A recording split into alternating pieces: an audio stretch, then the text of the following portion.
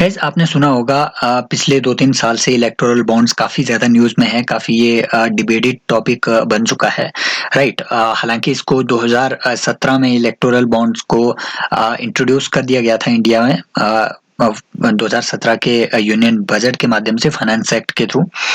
लेकिन फिर भी अभी भी इसको अभी तक चैलेंज किया जा रहा है। ये देखिए यहाँ पे 27 मार्च 2021 का ये न्यूज़ आर्टिकल है, राइट? सुप्रीम कोर्ट में इस पे अभी भी इसको बार-बार चैलेंज किया जा रहा है।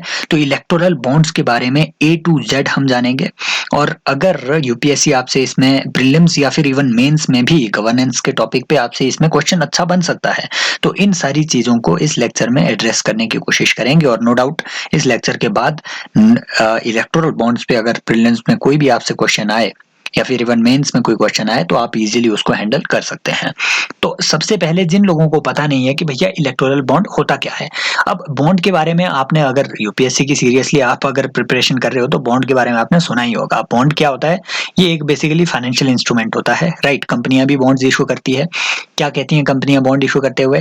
कहती है कि भैया ठीक है, मैं आपको ये पेपर देती हूँ, राइट? इस पे मैं इसकी मैं वैल्यू रखती हूँ 100 रुपया, राइट? 100 रुपया मैं इसकी फेस वैल्यू रखती हूँ। मैं आपको ये 100 रुपए की कीमत वाला पेपर दूंगी, आप मुझे 100 रुपए आप पैसे में दो, राइट? मॉनेटरी टर्म्स में आप मुझे 100 रुपए दो, मैं आपको ये बॉन्ड देती हूँ और कुछ टाइम बाद मैच्योरिटी पीरियड के बाद मुझे ये बॉन्ड वापस कर देना। नॉर्मल बॉन्ड्स ऐसे होते हैं, लेकिन इलेक्टोरल बॉन्ड्स में कुछ डिफरेंट है, right? Electoral bonds are something different. Okay, वो क्या डिफरेंट है वो अभी हम आगे डिस्कस करेंगे। तो बेसिकली इलेक्टोरल बॉन्ड क्या है? बिल्कुल ऐसा ही एक पेपर तो ऐसा ही होता है, फाइनेंशियल इंस्ट्रूमेंट ऐसा ही होता है, राइट? लेकिन इनका काम है डोनेशन बेस्ड। ये किसी भी आपके बिजनेस के लिए यूज नहीं हो रहे हैं। ओके, डोनेशन बेस्ड है। पॉलिटिकल पार्टीज डोनेशन लेंगी लोगों से इलेक्टोरल बॉन्ड्स के थ्रू। अब ये लाया क्यों गया? देखो, इससे पहले क्या होता था, इलेक्टोरल बॉन्ड्स आने से पहले जितनी भी आपकी पॉलिटिकल पार्टीज थी वो कहीं से भी चंदा ले लेंगे, राइट? 20,000, 30,000, 1 लाख, 10 लाख, 50 लाख, है ना? जितना मर्जी इनका चंदा हो जाए। और ये पूरा सिस्टम चंदा के डोनेशन का ये सिस्टम चलता था इनफॉर्मली। ये इनफॉर्मली चलता था, है ना? सरकार की नजर से ये काफी छिपकर ये पूरा सिस्टम चलता था और ऐसी भी संभावना थी कि जो क्रिमिनल्स जो जो मनी कमाते हैं, जो पैसा कमाते हैं, वो पॉलिटिकल पार्टी तक पहुंच जाएगा, ठीक है? ब्लैक मनी को वो उस तरीके से फिर वाइट करने की कोशिश करेंगे। तो कहीं ना कहीं आपका जो पॉलिटिशियन क्रिमिनल नेक्सस है वो भी ट्रेडिशनल सिस्टम ऑफ डोनेशन से काफी ज्यादा फूल फैल रहा था, राइट? इसी को कर्ब करने के लिए इंडिया में इलेक्टोरल बॉन्ड सिस्टम लाया गया। ओके, तो इलेक्टोरल बॉन्ड्स क्या है कि भैया ये फाइनेंशियल इंस्ट्रूमेंट है, ओके? और इन इंस्ट्रूमेंट्स के जो मॉनेटरी जो वैल्यू रहेगी वो आपकी मल्टीपल्स ऑफ 1000 में रहेगी। जैसे 1000 हो गया, एक जीरो लगा लो, 10,000, 1 लाख, 10 लाख, 1 करोड़। अब जो डिनोमिनेशन की मिनिमम लिमिट है वो 1000 रुपीज होती है। यहां से आपका प्री में अच्छा क्वेश्चन बन सकता था। मतलब अगर आपको बॉन्ड्स में इलेक्टोरल बॉन्ड्स के थ्रू किसी भी पार्टी को अगर डोनेट करना है तो मिनिमम पैसा आपको 1000 डोनेट करना पड़ेगा और अगर आपको मैक्सिमम पैसा डोनेट करना है इलेक्टोरल बॉन्ड्स के थ्रू तो उसकी कोई लिमिट नहीं है, लेकिन मैक्सिमम डिनोमिनेशन की लिमिट है 1 crore. Are you understanding it? कि आपका जो इलेक्टोरल बॉन्ड है उसकी मैक्सिमम कीमत एक बॉन्ड की हो सकती है 1 करोड़ रुपया, लेकिन मैक्सिमम अमाउंट जो आप डोनेट कर सकते हैं उसकी तो कोई मैक्सिमम लिमिट है ही नहीं। क्यों? क्योंकि 1 करोड़ के आप 10 बॉन्ड खरीद लो, है ना? 10 करोड़ रुपए आप डोनेट कर दोगे। तो ये आपने कुछ डिफरेंट जो जो स्टेटमेंट के विद इन द स्टेटमेंट जो ऐसी डिफरेंट मीनिंग वाली जो जो एस्पेक्ट रहते हैं, इन सभी एस्पेक्ट्स पे आपने ध्यान देना है। यहाँ से अच्छा क्वेश्चन बन सकता है। तीसरी बात आपने ध्यान रखनी है कि इलेक्टोरल बॉन्ड्स को जारी कौन करेगा? क्या पॉलिटिकल पार्टी जारी करेगी? नहीं। कौन जारी करेगा? ये स्टेट बैंक ऑफ इंडिया, इकलौता ऐसा बैंक है इंडिया में जिसको ये इजाजत है कि आप इलेक्टोरल बॉन्ड्स इशू कर सकते हैं। और क्या ये हमेशा अवेलेबल रहेंगे साल भर? नहीं सर, ये साल भर भी अवेलेबल नहीं रहते हैं। ये सिर्फ आपके जितने भी आपके जो क्वार्टर होते हैं, हर फाइनेंशियल क्वार्टर के पहले 10 दिन ही आपको ये अवेलेबल होंगे। इट मीन्स अगर आपका फाइनेंशियल क्वार्टर मार्च में शुरू होता है, अप्रैल में शुरू होता है फाइनेंशियल ईयर का, तो अप्रैल के फर्स्ट 10 डेज ही आप इसको खरीद पाएंगे।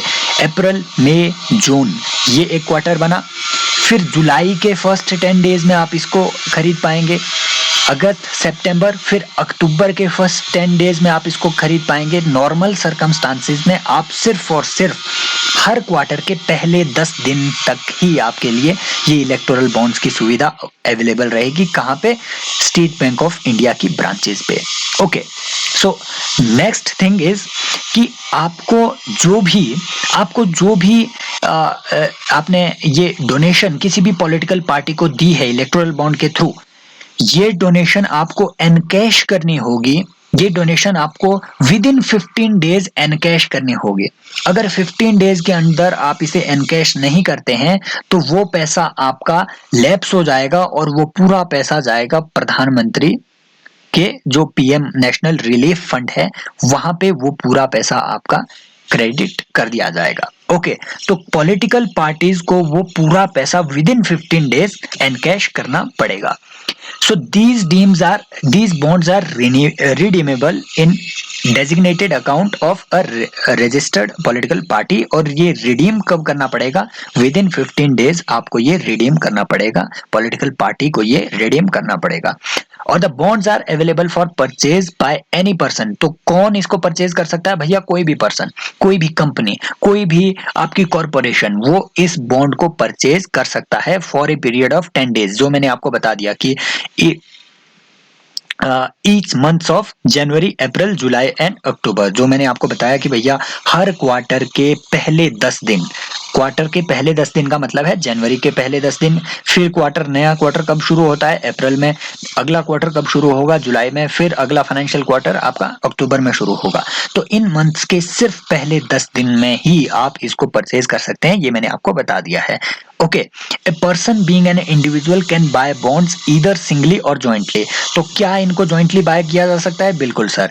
एक आदमी अगर चाहता है कि भैया ठीक है, मुझे किसी एक पॉलिटिकल पार्टी को 1 करोड़ की डोनेशन देनी है, लेकिन मेरे पास अभी उतना नहीं है, तो 2 आदमी इकट्ठा आ जाएंगे और बोलेंगे ठीक है, हम 10-10 लाख के 5-5 बॉन्ड्स ले लेते हैं। ओके, तो हम जॉइंटली 1 करोड़ रुपया डोनेट कर देंगे, राइट? या फिर जॉइंटली 2 आदमी 1 करोड़ का कोई एक बॉन्ड डोनेट कर सकता है। ओके, तो donors name is not mentioned on the bond. ये आपने इंपॉर्टेंट बात याद रखनी है कि बॉन्ड में कहीं पे भी डोनर का नाम मेंशन नहीं होता है। इसे कहते हैं प्रिंसिपल ऑफ एनोनिमिटी, और इसी वजह से इसे सुप्रीम कोर्ट में चैलेंज भी किया गया। क्यों? क्योंकि डोनर का नाम कहीं पे मेंशन्ड ही नहीं है, और इलेक्टोरल बॉन्ड्स के थ्रू जितना भी पैसा किसी पॉलिटिकल पार्टी को आता है, उस पैसे का रिकॉर्ड तो इन्हें इलेक्शन कमीशन को देना पड़ता है कि इतना पैसा हमें इलेक्टोरल बॉन्ड्स के थ्रू आया, लेकिन किस किसने डोनेट किया ये मैंडेटेड नहीं है। पॉलिटिकल पार्टी के लिए ये मैंडेटेड नहीं है कि हमें पैसा ये किस किसने डोनेट किया, इस बात को वो इलेक्शन कमीशन तक पहुंचाए। तो इसका मतलब तो सर ये हुआ कि आपकी जो भी पॉलिटिकल पार्टी है, किसी भी क्रिमिनल से वो परचेज करवा सकती है इलेक्टोरल बॉन्ड, है ना? अब तो फॉर्मेलाइज हो गया।